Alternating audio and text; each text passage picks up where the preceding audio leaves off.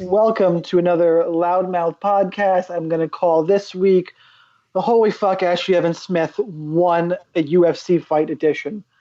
So I'm paying off my LoudMouth bet to Kyle because shockingly Beck Rawlings couldn't get the job done.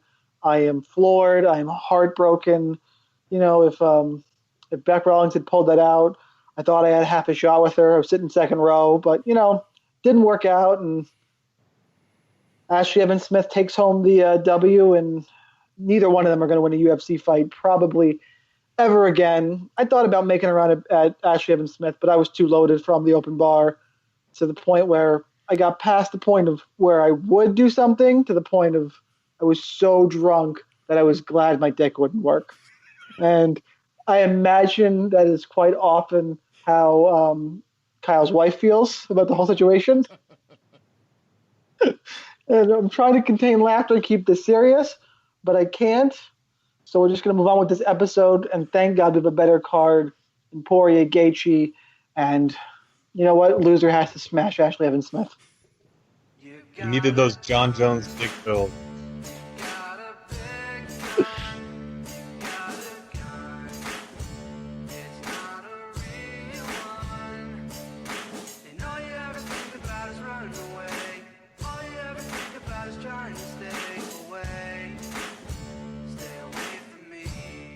All right, guys, and welcome back to another episode of the LoudMouth MMA podcast. I'm your host, Kyle Steele.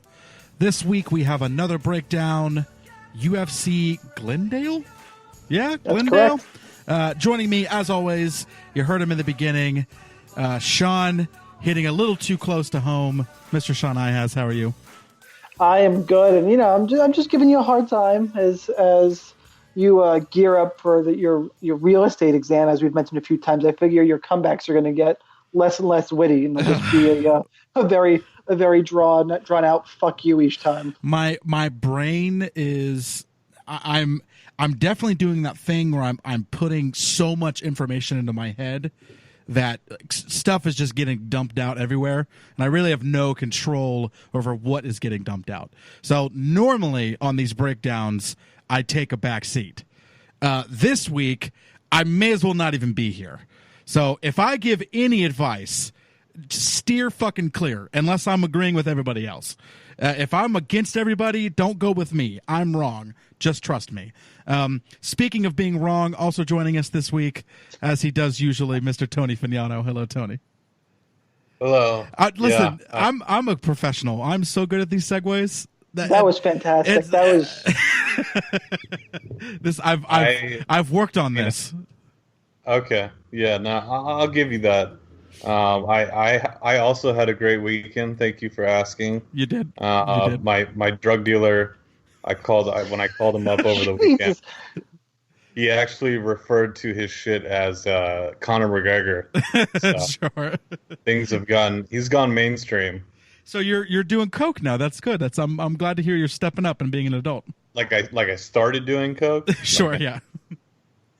Oh, speaking of real estate, maybe I shouldn't be having these types of conversations anymore. But oof, well, we were fine. I was just making a hard smash female UFC fighter, and now we got into cocaine and dick pills and felonies and everything else. Those sirens are coming this episode. They're coming. So does anybody want to do a shout out before we begin? Anything you've been listening to? I started listening to a podcast. I'd have to look it up real quick because I can't remember what it's called, but it's an MMA podcast that I started listening to. Fight Camp Radio Show. I like it. It's just one guy that does it. I can't remember what website he connects with. It might be Combat Docket, but I'm not sure.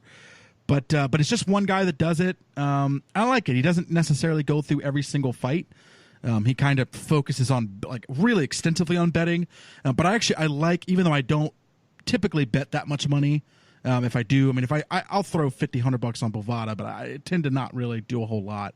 And that's like his main focus. But I do like hearing guys that do that because I trust their opinion more. If they're willing to put money on it, I'm going to trust your opinion more than I'm going to trust someone who's giving, their opinion who's not really willing to wager any money on it. So yeah, it's good personality. So shout out to him. Fight Camp radio show. It's a good show. Yeah, I haven't been listening to a ton of new stuff that I haven't already mentioned on the pod. But what it is, books, movies, whatever you want to do. Give a shout out to something. Just because it's fresh in my head, and God, he's so popular, it's probably not even worth it. Although a few of the last couple of the Joe Rogan MMA shows have been fucking bad. They've been bad recently. Today's was good. Today's was Boss Rutan. I love Boss. That is Boss that. Boss is the man. So that was a good thing. I'll give a shout out. You should listen to that episode and the whole the pit fighting type thing he's commentating for and behind that karate.com is doing. It's basically MMA in a pit, but there's a whole bunch of different rule sets that if you like mixed martial arts and combat sports, if you like combat sports, you should get into this and check it out. I was watching a couple of past events. I think I was watching that, or maybe it was the promo one for it. It looked cool. Is that the one where they show like their heart rates and stuff? That might be it. I think that might be it.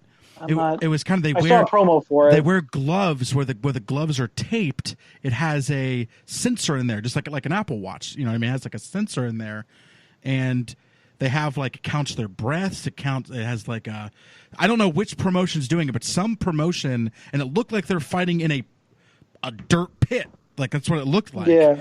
So I think it's that promotion, and that's really cool because that's kind of where I see the sport heading at some point. Anyway, I think they're going to start doing stuff like that. It's karate.com, Karate Combat. Very cool. Tony, anything you want to shout out? Yeah, Brendan Schaub and the Big Brown Breakdown. I mean, the great MMA mind of Brendan Schaub, who told us that Khabib was going to be the underdog versus McGregor and Ferguson. Really sound advice there, and the technical stuff that he really broke down about how terrible Khabib is after UFC 223 was really insightful. But no, on a serious note, I do want to shout out good friends of MMA today is MMA DNA, which is mostly actually a Polish MMA website, but they really just focus on like everything like non-UFC basically. Ooh, okay. So like your KSW, obviously Poland. Yeah. But also, like the ACB and just all that other stuff. And I don't see, they're just really on top of it. There's any news information you need about, those kinds of promotions, the ACBs of the world, you can go there. You can go to their page and find, or their Instagram or whatever, and find all the newest information for those promotions, all the newest fight announcements. So shout out to them for really keeping up with that shit. So if you guys are looking to get a little bit deeper into the sport, start venturing outside the UFC, Bellator, check out MMA DNA. I will check that out. Thank you, sir. So let us get into UFC Glendale. We're gonna start at the top and work our way down. This is also referred to as UFC on Fox 29, taking place Saturday, April 14th. The main card, it says it kicks off at 10, but I feel like it kicks off later than that. Normally on Fox, it kicks off at 9. But Tapology says 10. I have 8. See, that's kind of what I would think too. UFC.com's got 3:30, 6, and 8. Okay, 3 times. I'm going to go with 8 because that makes a lot more sense. Usually they kick off at 8 or 9 on Fox. So let's go with 8. I'm going to trust 8 Eastern. But this isn't Arizona. I don't know. We'll see. I trust UFC.com. So let's go with 8 o'clock. There are 14 bouts on this card. We'll see if that holds up. But 14 is pretty unreal. On this card initially was supposed to be, Matt Brown, Carlos Condit. Matt Brown wound up tearing his ACL, had to pull out. Stepping in for him wound up being Alex Oliveira. So that's going to be the second fight we talk about. So let's start at the top. Justin Gaethje versus Dustin Poirier. For me, there's not a lot to talk about. I mean, Justin Gaethje, we know what we're getting with him. He has seemingly awful fight IQ, but I don't know if it's awful fight IQ. I don't know if it's awful fight IQ or if it's just his like style. Like, you know what I mean? Like, I feel like there's a difference between maybe just not having a great style for not taking shots versus having bad fight IQ. Does that make sense? Like, I don't necessarily know if he has bad fight IQ. I think he just has a style that I don't know if that's going to work when you start getting the upper levels. When you're in the World Series of Fighting and you're fighting the best guys they got, maybe it works, right? He's obviously clearly a talented fighter, talented wrestler. He moves over to the UFC. He gets into an absolute, war with Michael Johnson. I don't know what else you call it.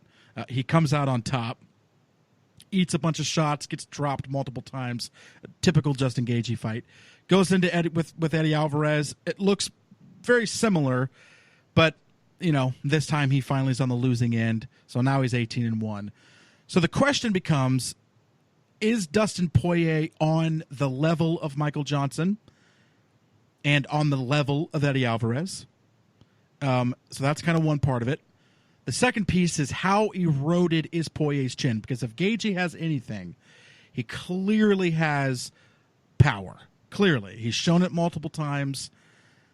I think at the end of the day, I think Gaethje is going to get the win here. But I don't see him beating a lot of people in this top 5 of the lightweight division. But I think Poirier is kind of a perfect matchup for him. So I'm going to go Justin Gaethje, and I'm going to go Justin Gaethje by knockout. Someone's getting knocked out here. There's no way in hell this is going to a decision in my mind. But I think it's going to be Gaethje. I think Gaethje's going to get the TKO. Tony, we'll start with you because typically we start with Sean. Thank you. I don't know. Have either of you guys played EA UFC 3? No. I have not. I swear to God, they watched that Justin Gaethje Michael Johnson fight and just thought that was how every UFC fight went, because there is like 10 knockdowns. Every time you fight someone on there, there's like 10 knockdowns. The guy's going to rock like back and forth and crazy haymakers. That's just like how Justin Gaethje fights, which I think is what Kyle was trying to say. Basically, the guy's just a wild man, and he's not sure if that's bad fight IQ. I mean, he's clearly a smart guy who has a game plan and has developed things, that fits his style. I think to really get into this fight, we have to recognize what Eddie Alvarez did and give him credit for beating Gaethje and the way he beat him. He fought through a shit ton of adversity. Gaethje kicked his leg off. Eddie Alvarez had to switch stances at one point. Dude, Gaethje's kicks, I'm sorry to interrupt because I didn't say this. No, Gaethje's kicks are unbelievable. If you have not seen this man kick, woo. Sorry, continue. And that was something that we saw with Poirier if it wasn't his last fight. It was Jim Miller. Yeah, it was the Jim Miller. I don't know if that was his most recent fight. That was before Eddie Alvarez. Yeah, it was before Eddie Alvarez. A few fights ago. Yeah, and it was after Michael Johnson, before Eddie Alvarez. Was Jim Yeah, Miller. so in that fight, I mean, you saw there susceptible, but I really have liked what I've seen from Dustin since he's moved to Top Team. I mean, the guy has been really working on his wrestling. I feel like he's been looking for the takedowns a lot more. I wouldn't be surprised if he shoots on Gaethje, even with the reputation of both these guys, and Gaethje kind of being, the guy known for the wrestling, even though he doesn't use it. I think that would lead to some really interesting situations, scrambles and whatnot. But then I mean, let's be honest, it's probably just going to be a stand-up slobber knocker.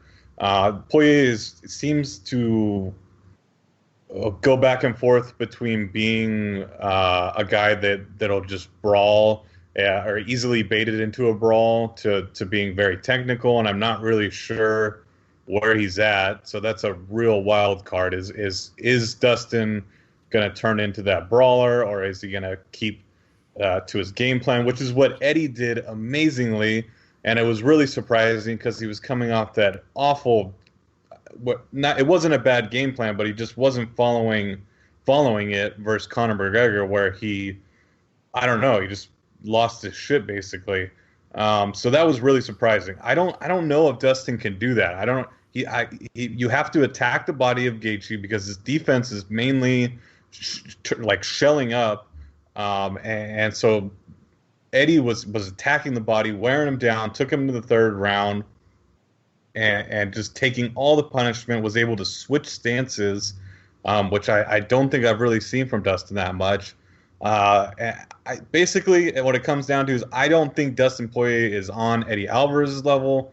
I think Justin Gaethje, as a slight underdog here. I really like that play. I'm gonna put a couple units on it. I think he's plus 125 right now.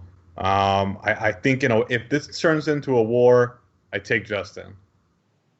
Yeah, I think that's a good point. I mean, if it turns into a war, I have a really hard time imagining that Poirier is going to be able to pull that off. So yeah, good point. Yeah, Tony hit a lot of my points. I'll just say we've seen Dustin drawn into wars before. Did you say Dustin Poirier isn't on Eddie Alvarez's level? I don't think he is. I mean, I think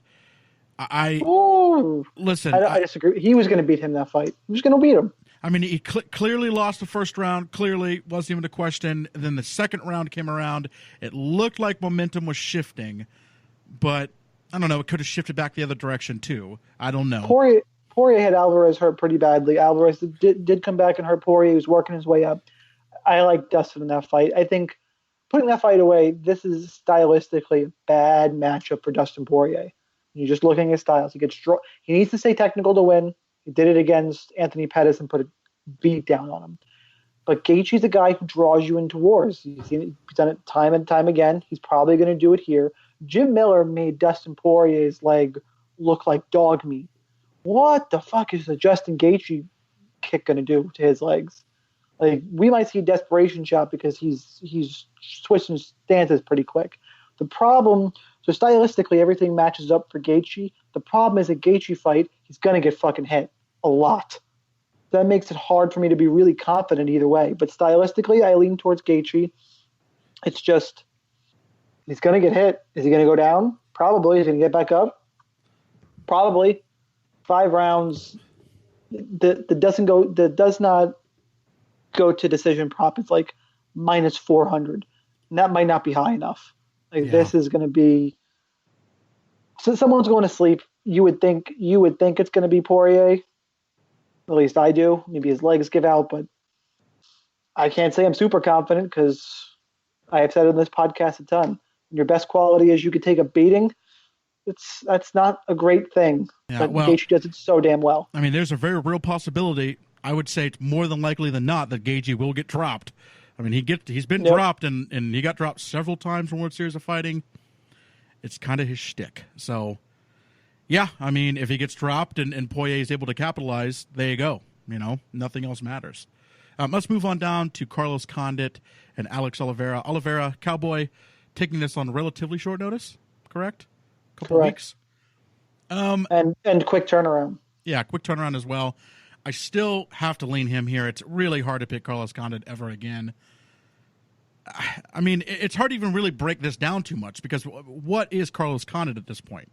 I really have no idea. And you've seen Cowboy really do some shit, even recent. So I don't know. I can't pick Carlos Condit with a good conscience. So I'm going Alex Oliveira. But if Condit wins, I'm not going to be shocked. But I don't think he has anything left. Sean, we'll start with you. Yeah, Carlos Condit wins if he comes out aggressive and Alex Oliveira hasn't recovered from the war with Yancy Medeiros. That's his path to victory. Unfortunately, he's shown his entire career he can't stop a takedown. Alex Oliveira is freakishly strong for that division. Can get body lock takedowns, good kickboxer, throws hard. He puts you in wars. And at this point in Condit's career, he's age-wise, he isn't that old, but fight-wise, he's a million. I think he's, 40-something pro MMA fights? 30 and 11. He's on the downswing, just a lot of damage. I'll take Cowboy. Minus 200 is a lot for me to lay on a guy who on a guy who's coming on this quick turnaround. It's really concerning to me. While I'm here, though, I'm on Best Fight Odds. That's my plug. You should go check out Best Fight Odds for all your betting needs.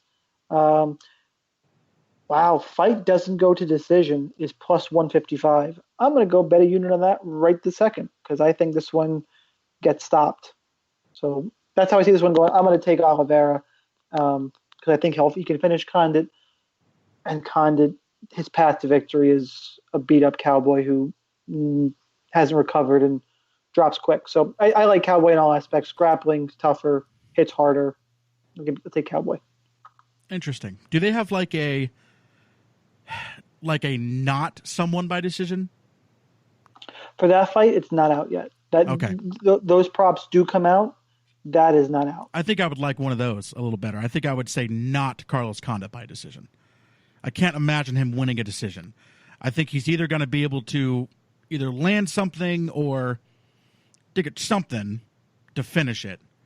And I would go with that. I'm interested in what that prop's going to come out. Tony? Yeah, I really think we're all on the same page here.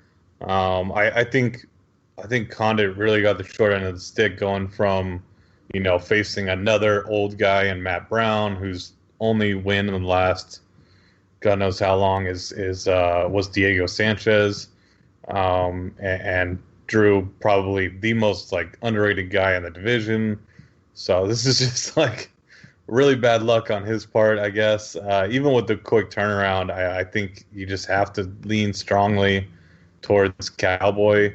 And the other thing that really, even pushes me more in that direction is the one of the areas that Condit, has always been really good at is that classic Muay Thai clinch, the plum clinch, whatever you want to call it. That's where he's really excelled. But Oliveira is strong as fuck, and I've seen him shut guys down on the clinch before. I've seen him make throws out of the clinch. I don't think that's even somewhere that Condit, would at this point in his career would have a big advantage. So I'm just really not sure.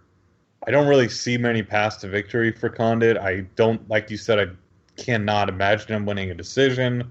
And we're basically just giving him a puncher's chance at this point, which I think that should be more than a minus. I think Cowboy should be more than a minus 200 favorite. So I'll definitely consider that. All right. Next up, we have Michelle Waterson taking on Courtney Casey.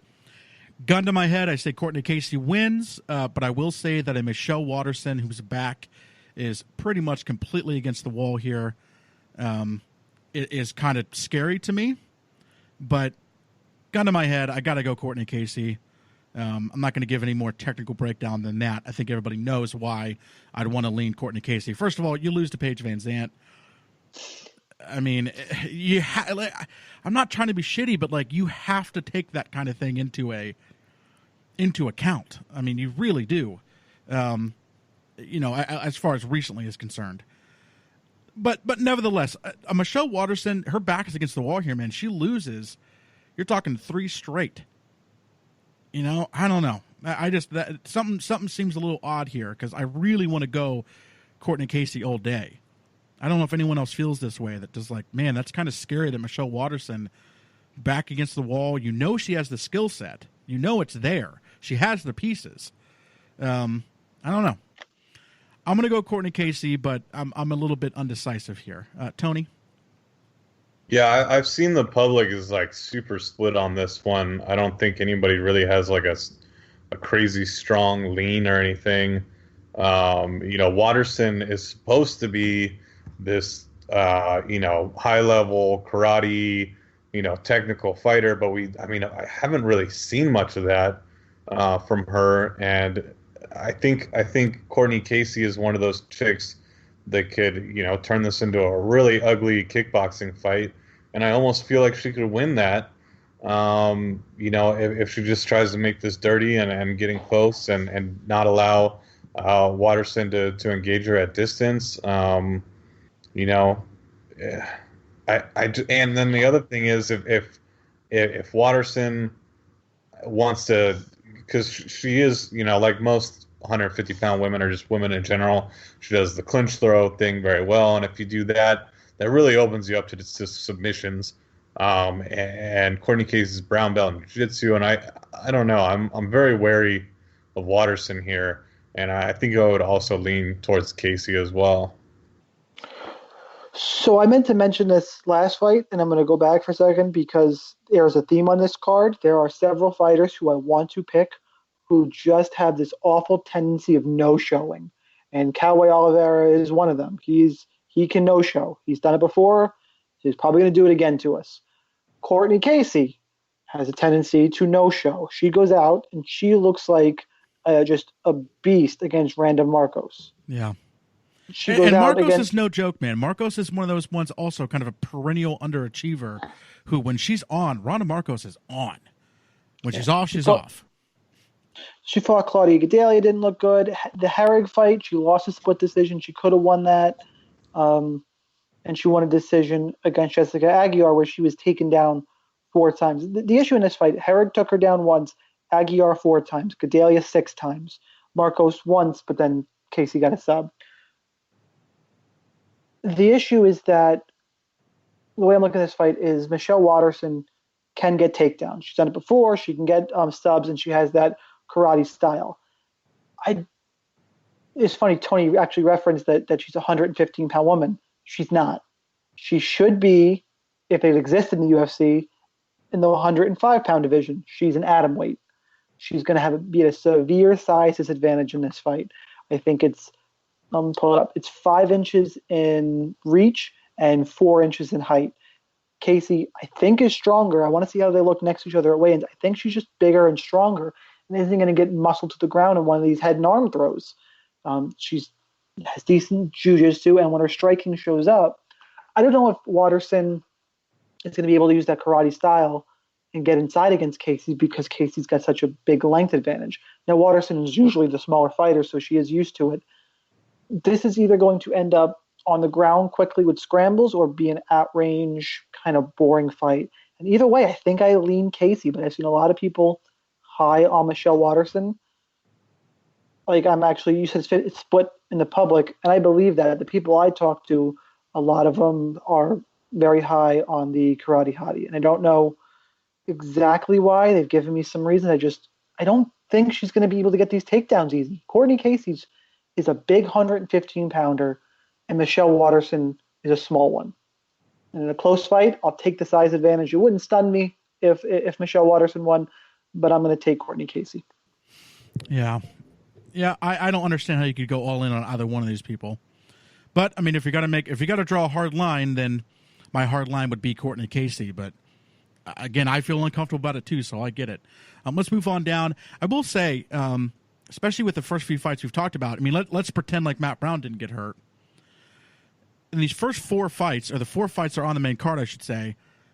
Fantastic matchmaking. I think Waterson Casey's really good matchmaking. I thought Condit Brown was incredible matchmaking. I love Gaethje Poirier. I love kind of like there's a lot of fights that are great matchmaking. Yeah, I completely agree. I think all the way down the line. But on the main card specifically, I love the matchmaking.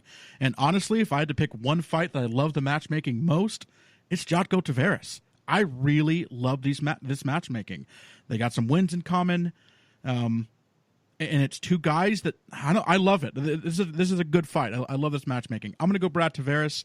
You look at the guys who he's losing to, and he's able to. You skipped a fight. Did I? They're not on the main card. They're opening up the Fox prelims. Oh, my bad. On the main card, we have Israel Adesanya and Marvin Vettori. Can't skip over Tony's Italian boy. My bad, guys. Yeah, let me get on to UFC.com real quick. I was using Tapology. Let me get on to UFC.com so that way I can go in the correct order. So yeah, let's talk about Adesanya, which I don't really care about the matchmaking in general, but I love Adesanya. I'm going him. Nothing against Marvin Vettori. I truly believe that this Adesanya kid is the real deal. Truly, I think he's the real deal. Now, we'll see. We will see what happens. Until he proves me wrong, I'm pretty much picking him in every fight. He has everything that I want to see in a fighter. So until I'm proved wrong, I'm going with him. So that's pretty much all the analysis I'm giving on Adesanya. Unless he's fighting a true killer, and Marvin Vettori is not that. Unless he's fighting a true killer, I'm going with him. So Adesanya, don't let me down, baby. I'm going with you, Sean. Right. No. Hang on, Tony. Hang on, because I'm actually going to have Tony. I'm actually going to have Tony's back here because I never picked the Italian. Okay. Well, I'll let you go first if you're going to take the Italian, but it was I am going to take the Italian, and I want you to go with Tony here strong. And I was also going to make a reference just for you. Don't lose me, listeners. This is 10 seconds. For those of you who follow soccer, Roma came through with the big UEFA Champions League comeback Tony was all teary-eyed, and I think Vettori is going to continue this celebration. Kyle, I think you might be falling into the UFC hype train here. They want him to win. I know he beat up Rob Wilkinson. God, can he stop a Marvin Vettori takedown? I don't think his takedown defense is good enough. I think Vettori is going to get on top and ground and pound either him out or enough energy out where he gets a decision. The issue is Otis is getting there. Vettori isn't great. I like stylistically this matchup for him if he can get the takedown. I am a little concerned about his gas tank. He gassed pretty hardly against Omari Akhmedov. He needs to end up on top. If they strike at range, he is in a ton of trouble because then Adesanya will light him up. If he has the right game plan, I think he can do damage on top. I like him for the upset here. I think the price is wrong. There's a lot of hype on it. I bet 2 units on Marvin Vettori at plus 215, and I probably should have waited a little bit longer because it's up to plus 230. I just didn't like the line against the guy who I don't think can stop a takedown. Again, if Vettori doesn't get it, I'm going to lose my bet here. But do you know what the ultimate takedown defense is? Getting a kick in the face? A switch kick to the fucking face. That's the ultimate takedown defense. You go for a takedown, you get kicked in your fucking dome, and it's lights out. That's the best takedown defense you can possibly have. That's why I'm not going to loudmouth bet you on this. Come on. You bet on it. You bet 2 units on it. I'm going to let Tony do it. I'm going to let Tony's Italian boy. I'm still sobbing into the fact I didn't get to smash Beck Rawlings. Jesus Christ. Tony, go ahead. Take away the mic from me, please. Tony, go ahead. I kudos to Sean for, I didn't even know he followed. Obviously he followed soccer. He won all that money on it. So congratulations for all the becoming rich on soccer. Would you like to say how much money you won on soccer, Sean? Sure, I won $8,000, finishing 4th in the King of the Pitch contest. Can we real quick, Tony? Can you go ahead and give a little clap for him? Thanks. Make sure to follow me on Twitter at the DFS Sniper. Also sign up for DFS Army. Use the code Sniper, and you get 10% off your first month. Actually, every month. All right, Tony, go ahead. Yes, but weirdly enough, I am a AS Roma fan, which I don't think there is a whole lot of us. So respect for that. And yeah, just to further elaborate on what Sean was saying, I think the ideal or the worst matchup for Adesanya would be your classic wrestler that has a large gas tank, right? Like a guy with, a really powerful double leg takedown. To be fair, that's like the worst takedown for everybody.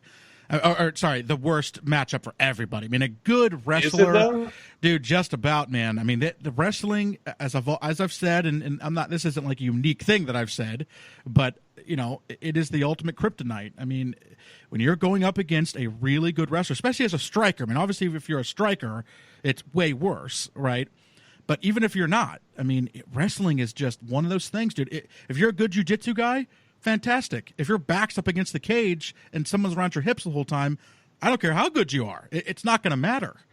I mean, good wrestlers are. I just don't think Vettori is on that level to where I'm that concerned about. That's kind of where I was getting. So you have your classic wrestler, right? The guy who wrestled in college, and they're usually known for their crazy cardio, and they usually have like a really good single leg or a really good double leg, whatever. Vettori's not exactly that guy. What he is he's extremely big for the division. I think you didn't really notice that in the Akhmedov fight is because Akhmedov is also fucking huge. And so he didn't look as big next to him. I think when you see him at weigh-ins, obviously Adesanya is very tall, lanky guy, but you'll see the frames of these guys. And Vettori is going to be just a lot bigger. He's tough as shit. I mean, he's Italian, so of course he's going to be tough. It's kind of a given. But the thing is, he's where he really excels is when he gets you up against the fence and then goes from a takedown from there. And I think if he can put the pressure on Adesanya and somehow get him up against the fence and get the takedown, I think he's really going to have Adesanya in trouble. He's better everywhere than his previous opponent. I can't remember his name. was. Meadows. Oh, Wilkinson. Wilkinson. He's a little bit better in every little facet. So it's kind of the same. It'll be the same game plan for Adesanya, obviously. He's going to want to attack the body, wear him out. Keep your back away. The cage is lava. The cage is lava. Stay away from the cage. Yeah, keep away from it. Yeah, exactly. Attack the body, get into the later rounds, and then look for that finish.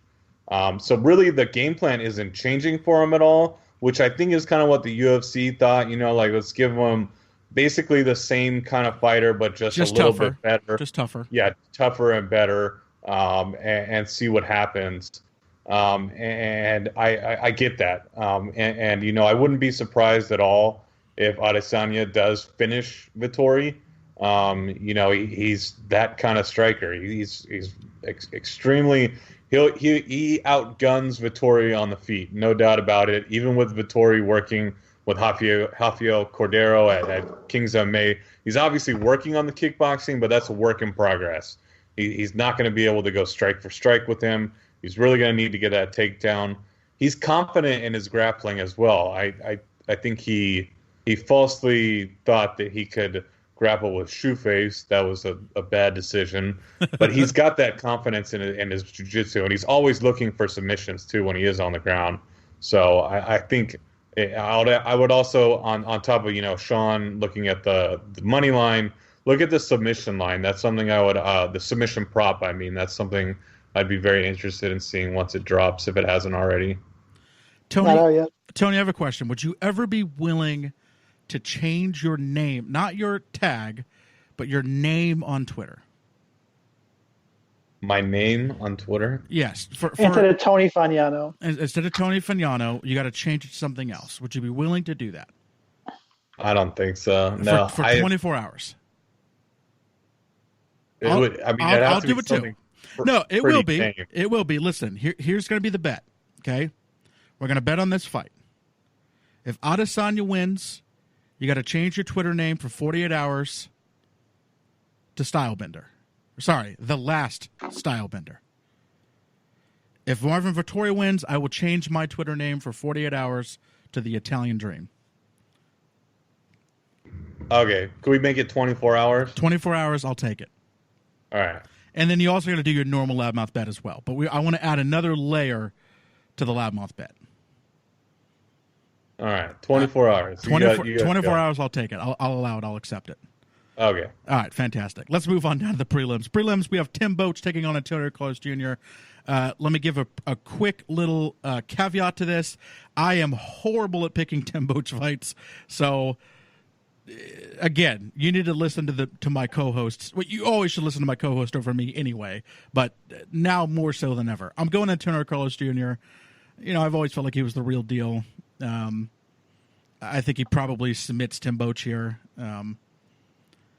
But, man, I get Tim Boach fights wrong a lot. So if Tim Boach knocks him out in 60 seconds, am I really going to be shocked? Probably not, because I don't understand Tim Boach. He doesn't make any sense to me. He trains, do you guys know what his gym is? It's like Irish MMA or something. Garage? It's like nobody even trains there. It's just bizarre. I'm just surprised he's taking a fight in the spring. He has a landscaping business. So seriously, look into it. Not it's the shocking last time either.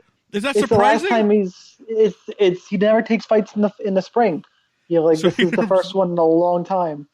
Can we just say real quick, just another aside here, how ridiculous this sport is that people they have to take time off of fighting so they can work a job. What a ridiculous sport. It's going to be so hard to take UFC and now there's talks that they're going to be going to a deal with ESPN, and it's so hard to take it serious when that's how this works. These fighters all have to have, unless you're in the top, they all have to have other jobs. It's just bizarre. No other sports like that. But anyway, he hasn't had a fight in the spring since 2011. Man, that's a good little stat. I like that, Sean. Maybe he's confident here. I don't know. Sean, we'll start with you, but I'm going to Antonio Carlos Jr. I am an ACJ Cara di Zapato shoe face truther. This is my version of, I'm trying to think who Kyle's latest man crush is.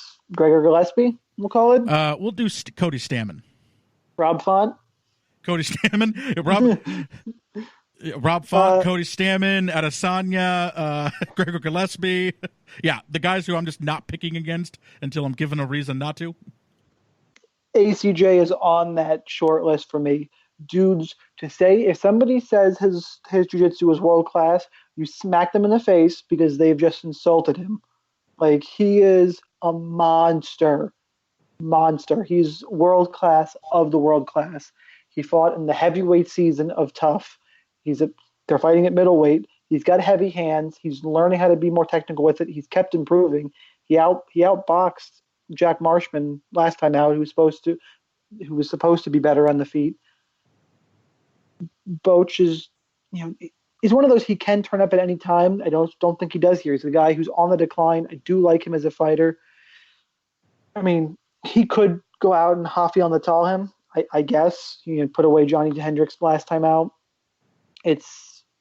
I just don't see it happening here. I think ACJ is just better, and this is a matchup to get him a name brand win on his record. So I like Antonio Carlos Jr. He's all the way up to minus 260. I'm not sure I'm going to go there because that's a lot of juice, even though I do think he wins. I'll be interested to see what the sub prop is when it comes out. I don't like betting guys. I'm trying to get away from those really high price favorites. I might parlay him with somebody later in the card as we go through, but I like ACJ pretty much everywhere this fight goes. Mr. Tony? I was looking at this and I was like, why the fuck is Tim Bosch fighting someone like Antonio Carlos Jr.? Like, why is he even in this fight? And then you look at his record, it's like, how did he get 3 knockouts in his last 4 fights? Like, what is going on? I didn't even realize that. That's just crazy. I thought he was on his way out of the UFC, but he's made quite the resurgence. It's pretty insane. To elaborate on the Antonio Carlos Jr. thing, the big knock on him was his cardio. I think a lot of people were worried about his cardio for a while. The last 2 fights, Vettori, Spicely, I mean, he looked pretty solid there as far as in the cardio department. I think that's something he's really working on, a hole that he noticed. And, man, if he's got that figured out, he's going to be a dangerous motherfucker.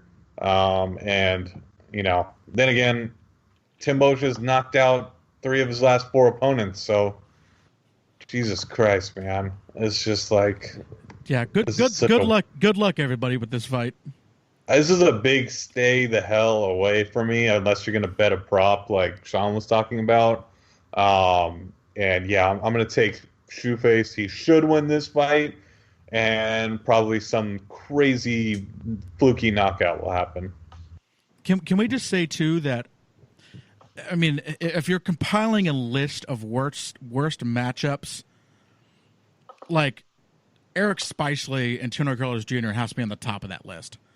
Just like, what an awful matchup for a guy like Eric Spicely. I mean, literally the only thing he has to offer is the BJJ. That's it. He is literally terrible everywhere else. And he's going up against basically the number 1 guy. So it's like, what? Like, if you're compiling a list of just like the worst matchups that anyone could have with another person, that Eric Spicely fight was like top of that goddamn list. That was just a quick aside. All right, let's move on down. We have a guy making his second fight in Muslim Salikov, taking on debutante Ricky Rainey. Ricky Rainey fought in Bellator. His last win coming over Mark Stevens, which is, a pretty legit win. But nevertheless, I don't know. This is a tough fight. I tend to really like these Russian guys coming in. But, man, you lose to Alex Garcia in your debut. I don't know if I'm going to really want to pick you over anybody. But it seems like they're kind of handing him a win here in Ricky Rainey. But I don't know, man. I have no idea. What is the line on this fight? It's not as big as you would think. I thought it would be bigger.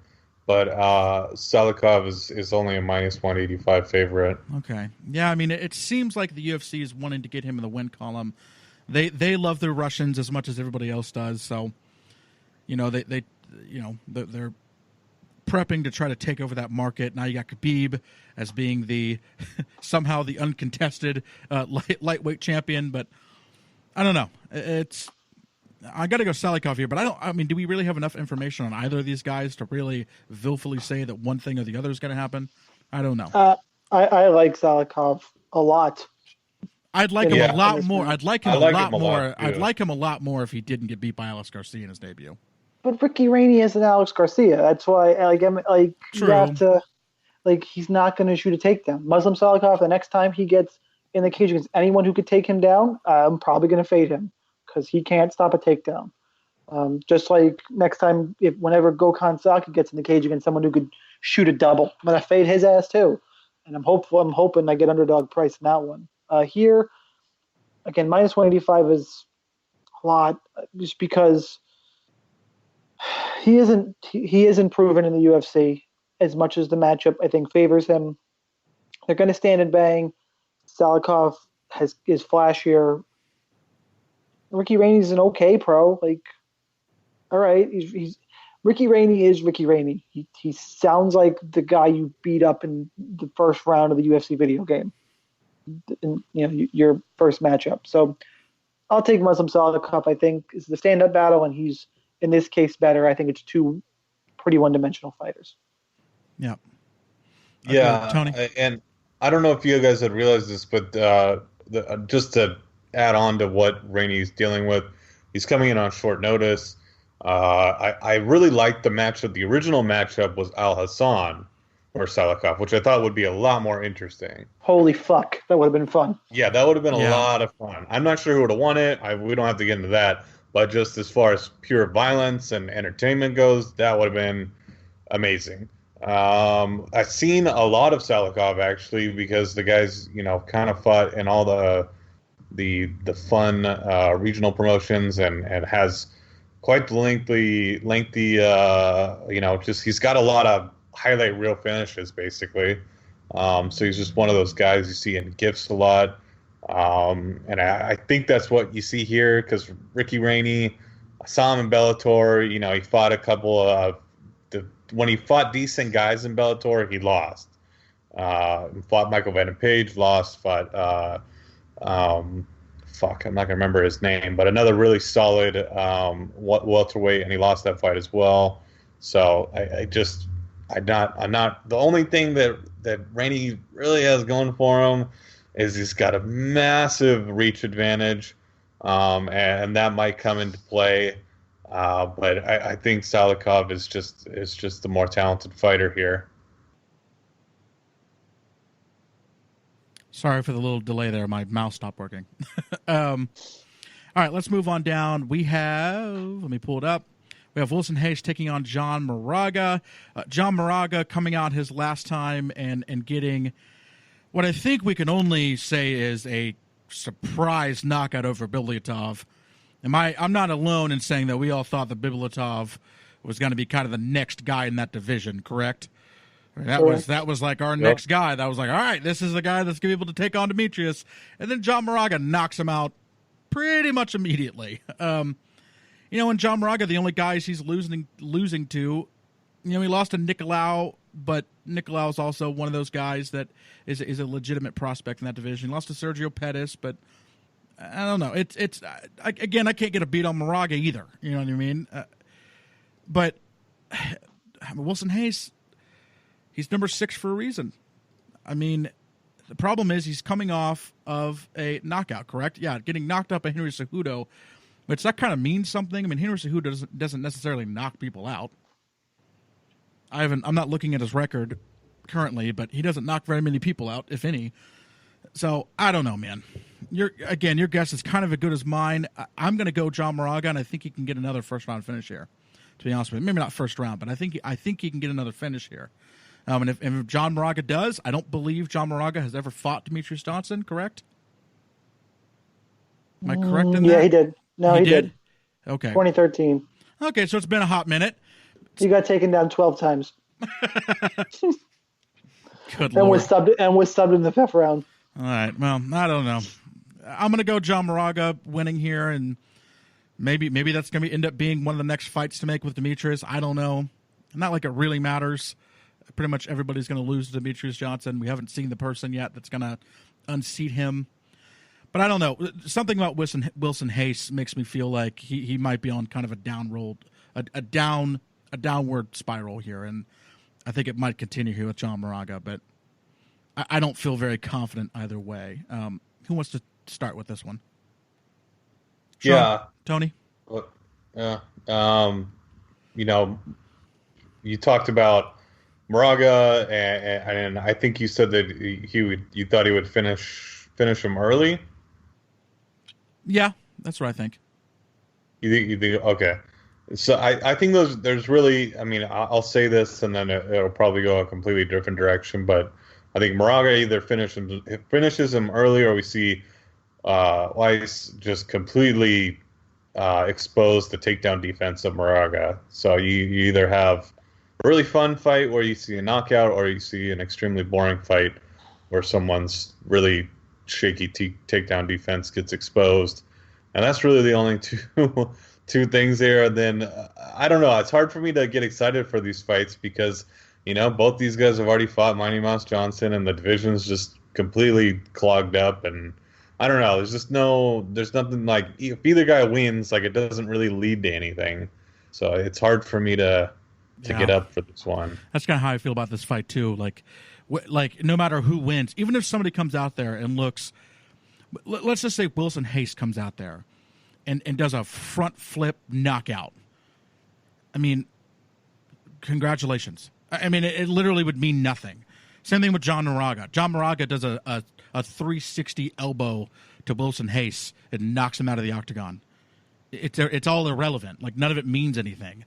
So it's like it's hard to, because the fight itself really doesn't seem to mean anything. It's hard to take a hard line on it, just kind of because of that. But yeah, I'm still going to go John Moraga. But I think I had talked about that last week too, because we had the Ray Borg fight, and it was like, and I had said there's like this upper echelon at 125, and it's like if you're not in that elite class, it really doesn't matter. And neither of these guys are in there, so you're just kind of on the outside looking in. Sean? Yeah, I've been flip-flopping back and forth in this fight because we just saw Wilson Hayes get pretty brutally knocked out by Henry Cejudo. But I hit on it before. So since 2013, I'll start with the most egregious. Actually, I can go really far back. Start in 2012. Chris Carriasso took down Moraga once. These are people who have taken down John Moraga. Chris Carriasso once. Demetrius Johnson 12 times. Dustin Ortiz twice. John Dodson once in a doctor stoppage win for Dodson. Justin Scoggins 3 times. Joseph Benavidez 4 times. Sergio Pettis twice. Ashkan Mokhtarian once. Yeah, that's right. He got taken down by Ashkan. Wow. Although I did pick Ashkan in that fight to pull the upset because I thought Moraga was just done, and I don't feel like I was totally wrong. He has a little bit of a resurgence here, but he caught Beblyatov. He's got punching power. It comes down to, is Hayes' chin going to hold up? And still, at the end of the day, for me, and I've been flip-flopping, and hopefully I don't change my mind, but again, but Wilson Hayes, they're still, at the end of the day, they're still 125 pounders. Yeah. You're relying on a quick knockout here? Yeah, I'll take the guy who can grapple. I'll take I'll take the grappler and take my chances. That's a really good point. When you're talking about being at 125, you don't see those flash KOs very often. Obviously, John Moraga was just on the right side of it his last fight, but that could also be overinflating him quite a bit, which maybe I'm getting sucked into that. Because the guy he beat, again, I'm not alone. I mean, Beblyatov that's our guy. That was the guy that we're all getting behind. Like, this is going to be the next guy to get up there and really be able to do something in this division. And Moraga just stopped him in his tracks. Well, it's also that Hayes just got knocked out by Cejudo. Exactly. And you have Hayes getting knocked out by a guy that doesn't knock people out. I mean, I don't know. I'm torn on this fight completely. I'm still going to lean Moraga, but I'm pretty torn. Let's move on down to Jocko Tavares. I already talked about it a little bit, so I'm not going to talk about it anymore. The pick for me is Brad Tavares. Tony, or Sean, we'll start with you. This is good matchmaking, as you mentioned. It's Oh, you know what? I think I did skip another one of the people who could no show, but Krzysztof Jotko is on that list of guys who I think he can win this fight if Krzysztof Jotko shows up. That loss to David Branch has aged terribly. I know he lost to Uriah Hall, but he was beating the crap out of Hall before he gassed. Like Hall just stood, took everything he had. The issue is, this is the other fight I've been going back and forth on. Is Tavares has looked better. He's not high enough output for me to want to consistently pick. He doesn't land enough strikes. He doesn't do enough things well. He win these kind of close fights. If Jocko comes out and has early success, I like the odds of him front running more. I don't know. I think this fight probably goes the distance and Jocko wins a decision, unless Jocko's gas tank is as bad as we're worried it may be. And then he'll get finished late again, because say what you want about Tavares, he's not going to go away. He's a tough guy. And I'm looking at Jocko's output. It's also not that high. Could be one of those. This could be a middleweight fight where they just kind of stand around. I'll lean Krzysztof Jotko because I think he has more tools. I think he can get a couple takedowns or could win in the fight. It's not a fight I have a great read on, to be honest, because both guys are just weird. Tavares has looked better as of late, and Jotko, I don't know who's going to show up. I'll take Krzysztof Jotko because I think he has more potential paths to victory. But that's really it. All right. Tony? Yeah, there's not really a whole lot to say about this. I don't know. I know we're supposed to draw hard lines in the sand. I guess I'm just gonna go with Tavares. Has looked decent, I guess, in his last few fights, and I don't know, man. Jocko, the gas tank of Jocko is just really concerning to me, and I'm not really sure he can even hold up for a boring 3-round decision. Like I feel like we got to the third round, he might just gas out and get finished. The odds makers also don't think a lot of the fight goes to decision. Sean's cat making an appearance. What's up, kitty? He is, yeah. Fight goes to decision is minus 260 for a middleweight fight. I don't think I've ever seen that before. That's pretty crazy. Wow. Jesus.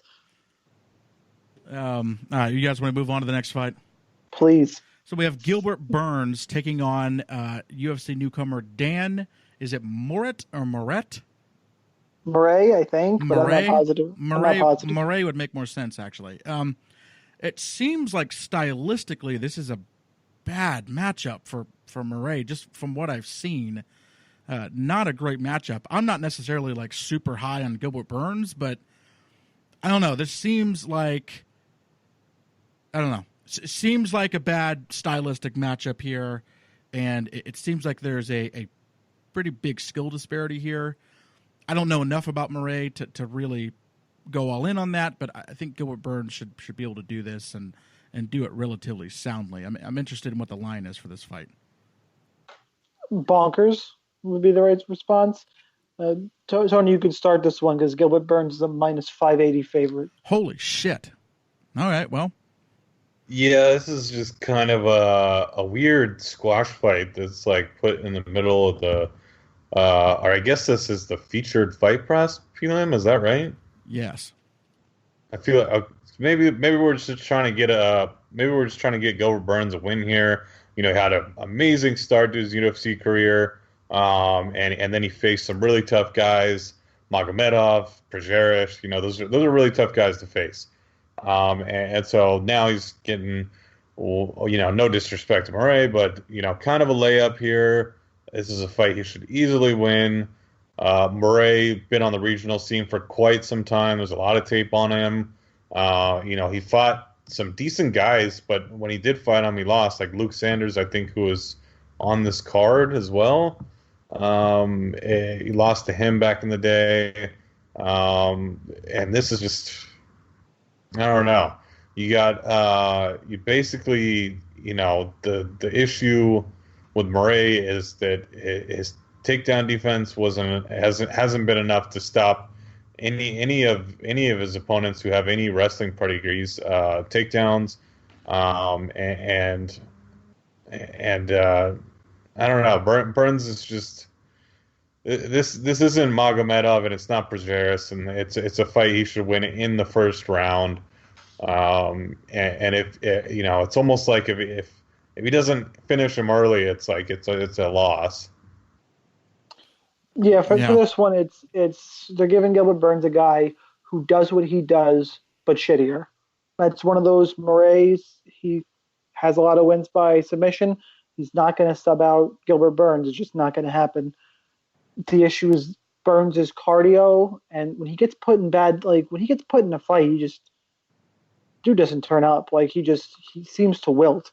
Against this guy, though, he should be able to front run on Murray. He does what Murray does best, better. It's they're trying desperately to get him a win, and for the UFC's sake, I'm going to say he gets it done. I do think he does. All right, well, let's move on down. We have a 125 female fight here. I'm surprised that UFC isn't trying to put together more women's flyweight fights. We really should be having one or two every card to try to build up that division. But nevertheless, we have Shayna Dobson, correct? Shayna Dobson? Shayna or Shauna? Shayna. It is Shayna, correct? Shayna Dobson taking on Lauren Mueller. We saw Lauren Mueller once, kind of in a half a UFC fight. She won. We see that. Sorry, guys. Sorry. My phone just went off. We saw Lauren Mueller fight on the Contender Series, getting a win there.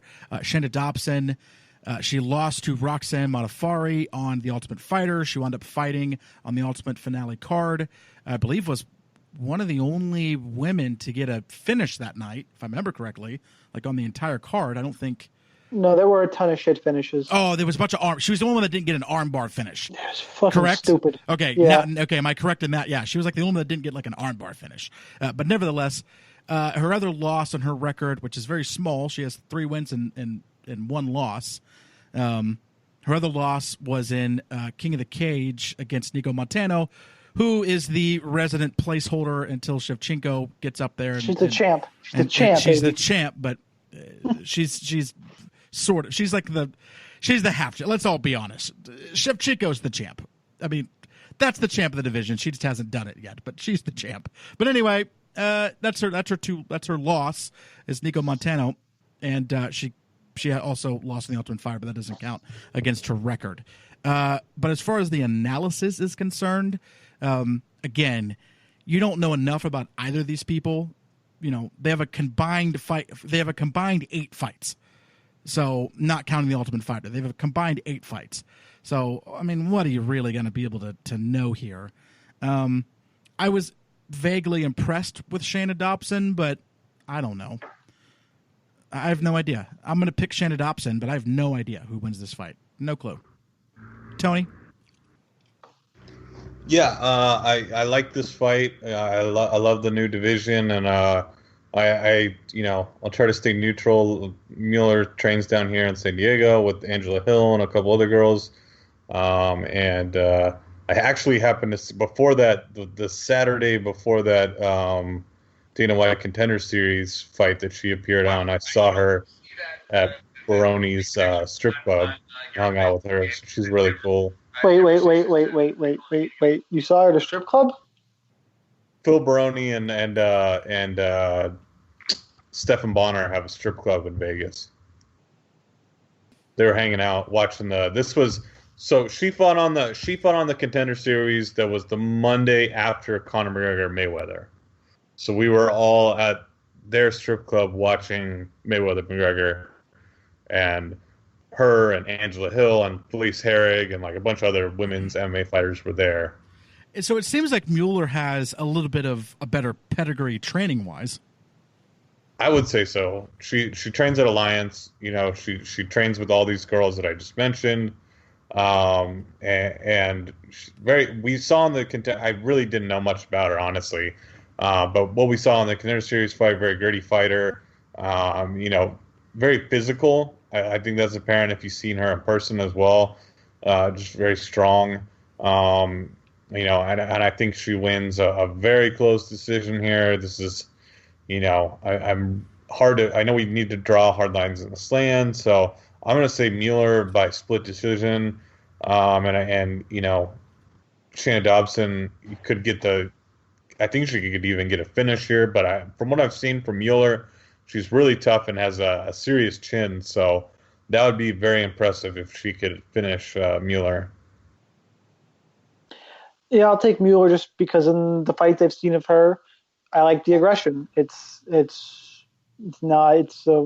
women's 125-pound fight. Probably not going to be a finish, although they are, you would think, two lower level fighters. That's where when you can see more finishes. If it's going to go to a decision, I think Mueller's aggression and volume is more likely to win a decision. It's a pick'em fight. It's a pick'em fight right now. It's over 2.5 is minus 290, the same as Tavares Jocko, which makes me laugh. Yeah. I'll take Mueller because of the volume, but that's really it. All right, moving on down. Let's try to speed through these because we're going over time. We have Diego Lima taking on Okami. My prediction for this fight is somebody wins and neither one of them fight in the UFC ever again. Doesn't really matter who wins. I don't know why Okami's taking another fight here. I wish he would just call for what it a day. It's worth. He just fought Ovince St. Peru at 205, and now he's fighting at 170. Well, yeah, the fight was he didn't actually fight Ovince St. Peru. It was a work. He went to sleep. That was as WWE as the UFC is ever going to get outside of Conor McGregor throwing a dolly through a bus. I'm not kidding. I literally think I've voiced this opinion, I think, on the after show. I'll voice it again. I 100% think that fight was fake. 100%. 100% Okami went in there to lose. Period. There's going to be just about nobody that's going to be able, other than some type of deity, that's going to convince me otherwise. So, good job being back to where you belong at 170, sure, but I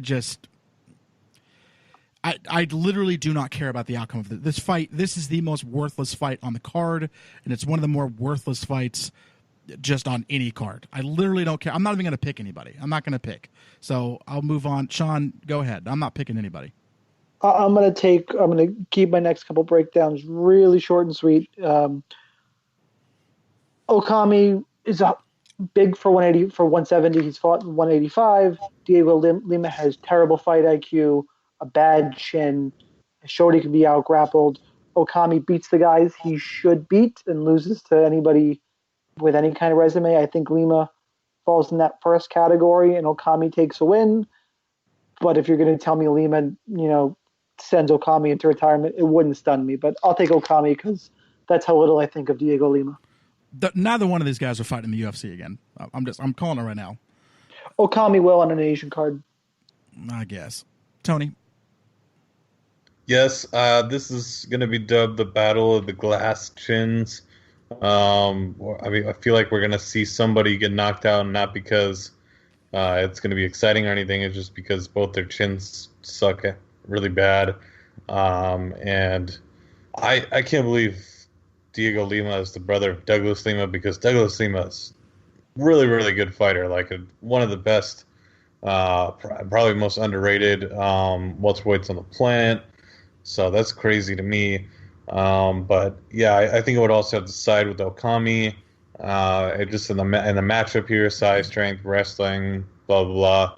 I think he bests Lima in those departments. But then, like I just said, Battle of the Glass Chins. Wouldn't be surprised if Lima catches Okami with something and he gets plastered. All right, let's move on down. Anybody want to pronounce these names for me? Arjan Buller. Arjan Buller, or whatever. who we've seen fight, and he is pretty legit. I do like him a lot. And he's going up against Adam Wojcicki. we broke down his fight against Anthony Hamilton. Fuck you, you piece of shit. I figured his name would ring high on you. He congratulations to Adam. You know, he got a chance to fight a fake heavyweight, and now he's fighting a real one, and I think he loses, and I think he loses pretty soundly. That's my prediction. Tony, we'll start with you. I feel like, didn't we break this fight down before? No. No? This is a new matchup? Yeah, Wojciech is only taking on Anthony Hamilton. And this is his next scheduled fight. And here, I'll jump in my quick breakdown. Bular's going to take him down and beat the shit out of him for however long he decides to, and that's it. That would be my read as well. I like, you know, I'm not going to try to pronounce his last name, but, you know, Adam, I think it can put on an exciting fight. This is not going to be one of those, you know, just a wrestling clinic from Bueller. I mean, it's just not really going to be fair. I like it. Keeping it short and sweet. Again, it's because my mouse keeps going out, so I mute my mic so you don't hear background noise. Then when I go to unmute when you guys are done talking, my mouse isn't working. We have Matthew Lopez taking on Alejandro Perez. I do actually like this matchmaking a little bit. I think Matthew Lopez can get it done here. You know, he had obviously a good showing against Eduardo, clearly. You know, then after that, I thought he looked all right against the Sun Sao. I mean, I don't know. It's hard to know what exactly Matthew Lopez is going to be. This is looking for a fight guy, so you know you never want to get too hyped up on them. You know, then Alejandro Perez. I don't think he was looking for a fight. Alejandro Perez. I'm trying to think. He's the one that had the weird fight with Albert Morales where he got a point deducted. Did he get 2 points deducted against Albert Morales, or just the one? I think so. And he was also the guy who got knocked down by Andre Sukumta 3 times in a round. Yeah, it was a draw. Yep. Well, that was he won against Sukumta. He went to a draw with Albert Morales. He actually wound up winning against Sukumta because Sukumta was a little too busy gloating and wasn't doing enough to actually put the fight away. But the thing is then Alejandro Perez comes in and he beats Alcantara, which, you know, that's no easy task. I mean, Alcantara is a guy who we're talking about people that don't show up. I mean, Alcantara is on the top of that list as well. I mean, again, there are fights he just disappears and you really don't know why. And then there's other fights where he's showing up and he can stand there with the best of them. So I don't know. But I don't know. I think Matthew Lopez is going to be able to get it done here. But as I've said on quite a few of these fights, and I hate to do it, but I'm not surprised by any outcome here. Tony, we'll start with you. I was going to jump in anyway. I don't know. Matthew Lopez is like the one looking for a fight guy that I actually like. I know, me too. That's kind of how he is for me too. He just hasn't really proven it enough yet, and I maybe this is where he does it. Yeah, and I think this is great matchmaking. This is one I can actually get excited for. I'm going to be honest and say the last few fights we talked about really didn't get my blood pumping at all. But this one, you know, there's upside here. You got two younger guys, two more up-and-coming guys in a division that's kind of more wide open. So, yeah, I'm excited for it. You know, I think Lopez got some really tough, you know, right out the gates to get Ronnie Yaya and then Rafael Sunsao. Those are some tough motherfuckers to fight when you're coming out of RFA. You know, that's really tough, man. And Alejandro Perez, you know, has kind of been the beneficiary of, you know, call it, you know, either bad fight IQ, generous judges, whatever you want to say. But that last win against Alcantara was extremely impressive, and so I'm excited to see this. And I don't have a strong lean as to, you know, where this is going to go. I think Lopez, you know, much more aggressive, I think. And always, you know, looking for the takedown. I think he overpowers Perez and gets a decision here and gets on a good track and maybe becomes a success story for looking for a fight. Yeah, I actually have a much stronger read in this fight. I have 1.5 units on Matthew Lopez at minus 140 because he's better than Alejandro Perez. Perez doesn't have a lot of volume. I think Lopez's striking has come along. Yes, he got outstruck by Rafael Sunsao, but he looked okay in that fight. Before that, he beat the snot out of Johnny Eduardo, who's a kickboxer. Hanayaya is tough. I think Lopez can get a takedown. I think he's live on the feet, and that Perez doesn't really scare me on the feet. He's a point fighter, and Lopez is going to try and take him down or land significant damage. I like Lopez a lot in this one. He is probably the prospect from looking for a fight. Yeah, I think he's got multiple paths to victory. I don't think much of Perez. I think a wrestler like this is a bad matchup for a point fighter. So I'll take Matthew Lopez. Wonderful. Last fight we got to talk about is Luke Sanders taking on Patrick Williams. Patrick Williams is a huge bantamweight, but Luke Sanders isn't exactly small himself. The problem I have with Patrick Williams is I feel like he relies on that. Now, he cuts quite a bit to get to 35, and I feel like that's kind of his thing. And he just relies on that strength and relies on that kind of thickness and stuff. And the problem is I'd be hard pressed to find a guy who's been more disappointing than Luke Sanders. I mean, someone who I was so high on, and at first he proved it, and then he's beating up. Was it Alcantara? And then he winds up getting caught in a leg bar or something stupid. He's beating he's beating the shit out of him and winds up getting caught in a knee bar. But you're like, all right, now he's going up against Sukumtov. Sukumtov's coming in on short notice. Easy win for Luke Sanders. And he gets knocked the fuck out. So I don't know, man. I mean, I imagine Luke Sanders gets back on track here. I'm not very impressed with 36-year-old Patrick Williams, who's 8-5. But again, Luke Sanders has been really disappointing. I'm going to go Luke Sanders here. I'm going to go him. I just think he's better. I just think he's better all the way around, and like I said, I think Patrick Williams is a little too dependent on the size. So Luke Sanders is the pick. Sean, let us know where to find you. Anything you want to plug, please do, and give us your pick on this fight. Oh, make sure you can follow me. Make sure you do at the DFS Sniper on Twitter. I mentioned DFS Army.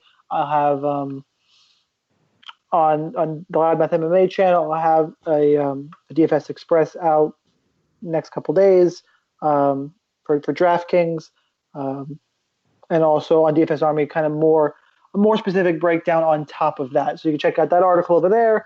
Follow me on Twitter. You'll get all the details on that stuff.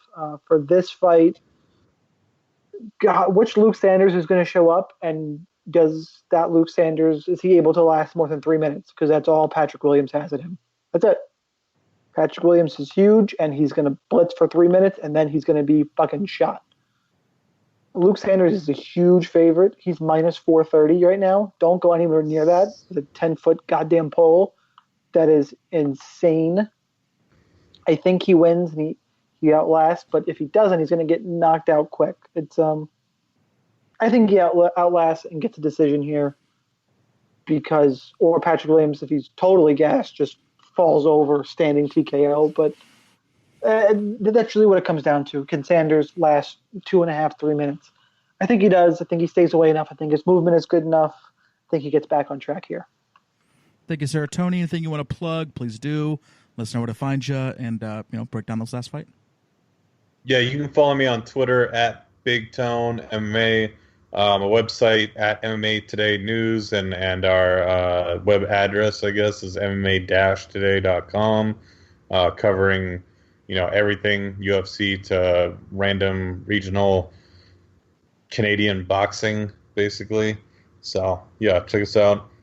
This fight, Luke Sanders, I, like you guys, thought he was going to be the next big thing. And there's been, Alcantara and Sukumtov, I think, are good opponents, but it probably fights he should have won, honestly, especially with Sukumtov on short notice. And then you got Patrick Williams, who's probably best known for being on, Chris Beal's highlight reel flying knee. I don't even really know much about the guy besides that, and I mean, the guy is really old, and I just, this, if Luke Sanders doesn't get this win, it's going to be really sad. It's going to be a sad way to start a card if Luke Sanders can't beat a 36-year-old 8-5 fighter. Alrighty. Well, thank you very much, guys. I really like this card. I hope it stays intact. If we lose one fight, it's not too bad as long as it's not something on the main card. I wouldn't mind. 14 fights is a lot, so I don't mind if something has to drop off, but I'm just hoping it's not something important, because as of right now, I love this the card. Gilbert Burns fight. There you go. I do love this card, so we will see you guys next week, and I should always apologize for going way over an hour, so my bad, guys. I hope you listened to it all the way through.